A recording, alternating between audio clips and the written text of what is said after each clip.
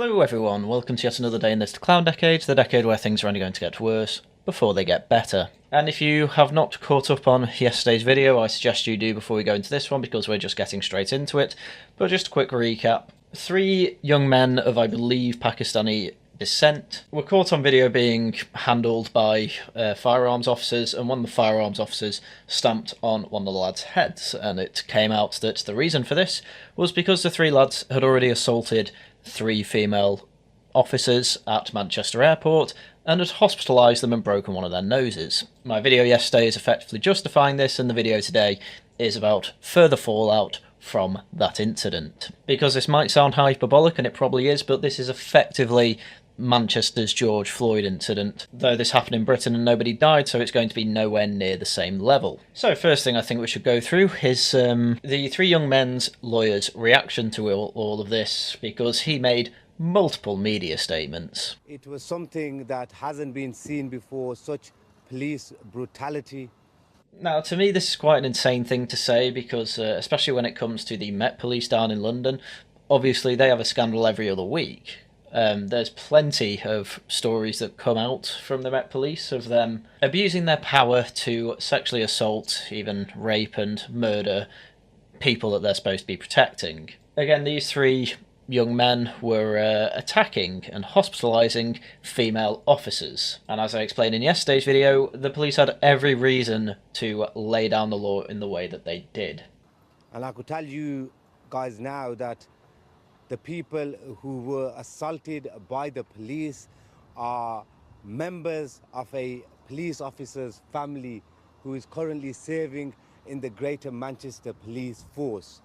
Okay, I don't think any of you are going to guess where this is going, but I will say if they have police officers in the family, you kind of have to question, why don't they respect police officers then? And why don't they know? Because you'd expect that members of a family with police officers in, you'd think that they'd understand that you have to comply with the police no matter what. This man is now afraid to go to work. He went in today and spoke to his supervisor, and the only reason he is not going to work because he is fearing for his own safety, and he thinks, like his family members were the victims, he could be a victim. Yeah, so this police officer, who, as far as I'm aware, has never had an issue being a police officer and working with other police officers, is now trying to claim that due to racial prejudice and the fact that one of his family members was kicked in the face by a policeman for, again, assaulting and hospitalising a female police officer, well, 3 of them, apparently that means he now fears for his own safety. Completely fine a week ago, completely fine 2 days ago. But no, after this incident, oh, I don't feel safe, I'm going to talk to my supervisor and say I don't feel safe and not go to work.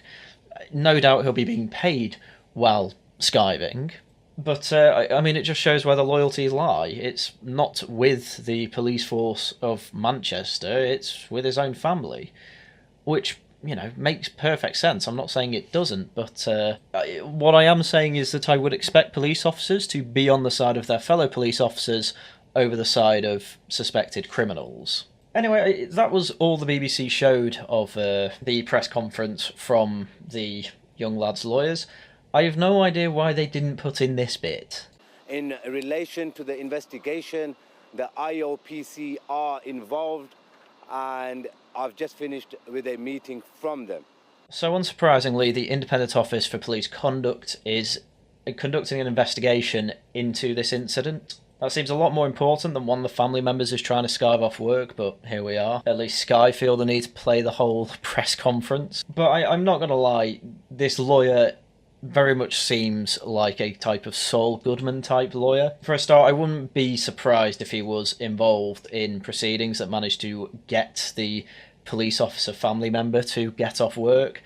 And he just seems to be dripping with lies. I mean, we've not even got to what I think is the biggest part of this press conference yet. It's the thing that I'd start with, but he's still not mentioned it. The family are okay, but they are traumatized. Okay, they're not okay then. They're traumatized. If you mean safe, then fair enough. But this is what I mean by I think he's dripping with lies. It's a weird juxtaposition to put the phrase, the family are okay, and then immediately say they're traumatised. That's an oxymoron. You can't be okay and traumatised. Mohammed Fahir, his medical condition has worsened since last night. A CT scan has revealed there is a cyst on his brain. So please pray for his well-being. Now, I'm not going to lie, I'm not a doctor, and my doctor friend hasn't replied to me about my question about head cysts, but as far as I was aware, and please, if you are a doctor, please correct me in the comments if I'm wrong, but as far as I'm aware, brain cysts can result from head trauma.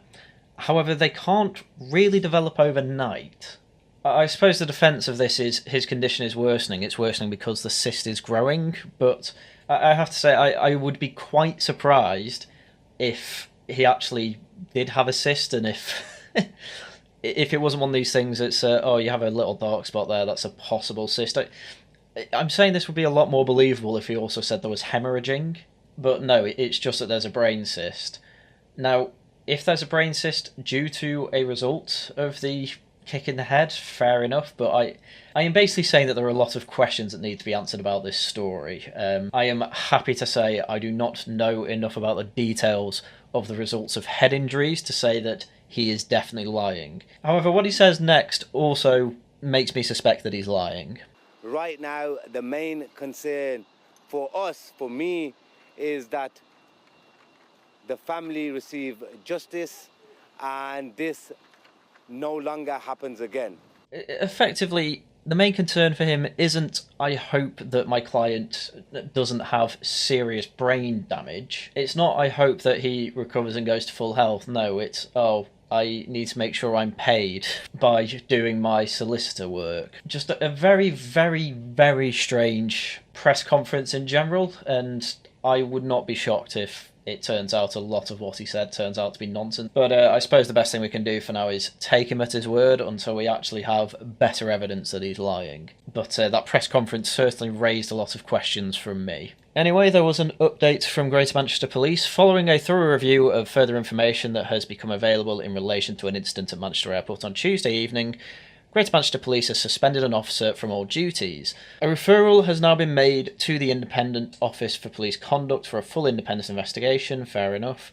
We understand the deep concerns that have been widely raised with us and will continue to meet and discuss these feelings with Greater Manchester residents and elected representatives while this independent investigation takes place. Now, getting the IOPC involved and having an independent review on this case is absolutely perfectly fine. In fact, it's to be expected from an incident like this, especially such a high-profile one. I'm sure a lot of you are thinking, oh, this independent review panel, they're obviously going to find this man was guilty of police brutality. I actually have a bit of a white pill moment here. I think it's actually going to be fairer than we think, because this is what Mayor of Greater Manchester Andy Burnham had to say on the issue, who's usually quite firmly on the left wing of these issues. It's a very disturbing image and hard to justify, but of course... Now, going from the phrase, I've seen the image, it's very disturbing, it's hard to justify, and then instantly going into a but... Again, but is effectively, in general, but especially in politics, a way of saying ignore everything I just said. What I am saying is that Andy Burnham is actually going to try and justify this. I've had the opportunity now to see the full situation as it escalates, and it does escalate very rapidly, and there are issues on both sides. As I said in yesterday's video, I think there's a lot of information about this entire instance that we are yet to see. We've not seen anything. We've not even had an update on the 3 police officers who are hospitalised. We've not seen clips of what happened to them, despite the fact that Manchester Airport has CCTV absolutely everywhere. All we can really gather from what Andy Burnham is saying here, because he is using political language, obviously, to try and not annoy anyone. I think what he is effectively saying here is that, yeah, this was probably actually justified, because what these young men did to the female officers was, well, it escalated, meaning it got very violent very quickly. You can't say that the whole situation is clear-cut because of the way way it unfolds. But then I don't resile from what I originally said. I mean, we may as well leave it there because effectively he really doesn't want to sound like he's justifying kicking a Pakistani man in the face, which I can completely understand. On the other hand, he is also saying, yeah, this was probably justified because of the way he escalated the situation before these firearms officers were involved. Very political language, but it's very fun to read through the lines and effectively land on. I kind of want to justify what the firearms officer did, but at the same time I can't. Anyway, because it's about police brutality, as I said earlier, effectively we had George Floyd marches in Manchester.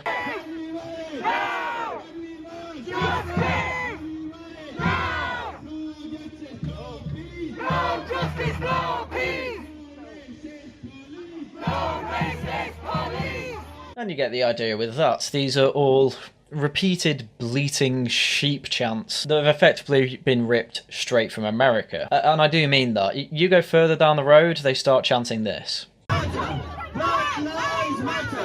Black lives matter. What Black Lives Matter have to do with any of this? I don't know. The only connection I can see is police brutality, which when even the Greater Manchester Mayor is saying not that clear cut, pretty mad that they're trying to keep on this line of attack. And naturally this all ended up in central Manchester, which, well, I mean, I used to go there all the time, is a very busy part of Britain with trams and cars constantly travelling through this area. They decided to sit right in the middle of the road, right in the middle of the tram tracks.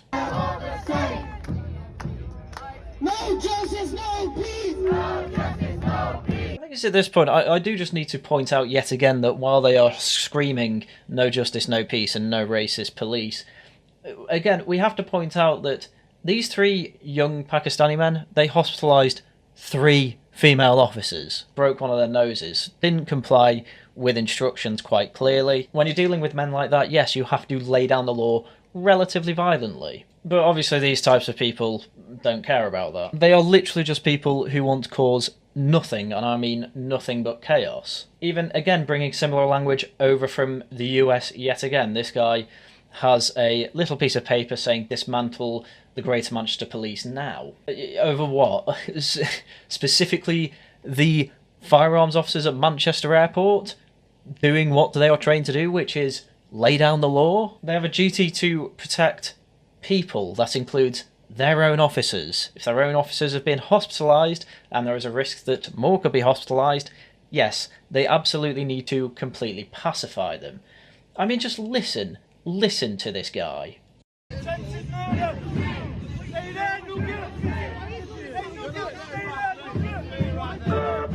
Now, for those that couldn't quite hear, he said, it was attempted murder, they'd have handled you.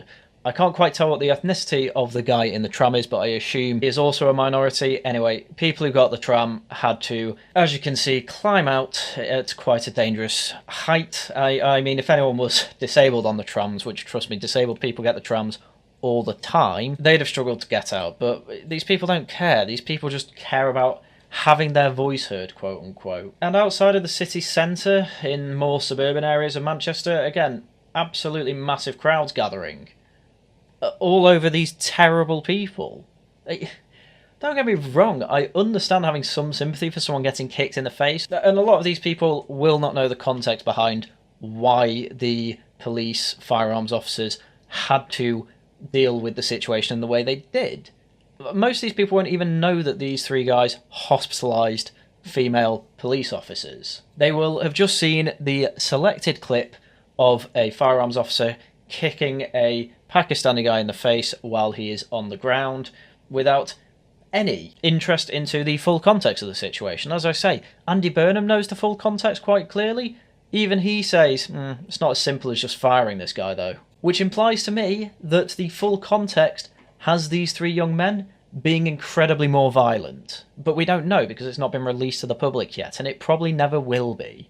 And it won't be because they need an excuse to fire this guy because, again, he is going to have to be a martyr for multiculturalism. Incredible. Anyway, there was return of protests at Rochdale police station. Again, they have absolutely nothing to do with this situation. 2 a.m. we're at Rochdale police station and we're not going to sleep. We need justice. justice has to prevail. Remember that. Now, once again, this is the solicitor who is representing the 3 young lads who hospitalised 3 female officers. And the Daily Mail did a big expose on him that I really can't be bothered going through. But effectively, he's a millionaire who spends most of his time on TikTok. And this is effectively his promotion on TikTok to get more clients. This is a large reason that he put himself forward. I imagine he put himself forward for this case anyway, and why he is going to be seen an awful lot in the media over the next few days. Anyway, as he said, he was present at protests at Rochdale, so let's see how they went last night. Here, they put hands on one of our mothers. Listen, we are here to peaceful protest. Yeah, we are here to peacefully protest. Again, I just love the bangs in the background. Still got no idea what they are. But you got a guy here, again, masked up, hiding his identity, shouting, "We're here to peacefully protest." While 2 other people are trying to stop him from shouting down the megaphone. I imagine because he isn't exactly helping keep the situation peaceful. Anyway, as you can see, they kept trying to take the megaphone off him, and he jumps away with it. I am assuming it's not his. Anyway, not too long after this incident, this happened.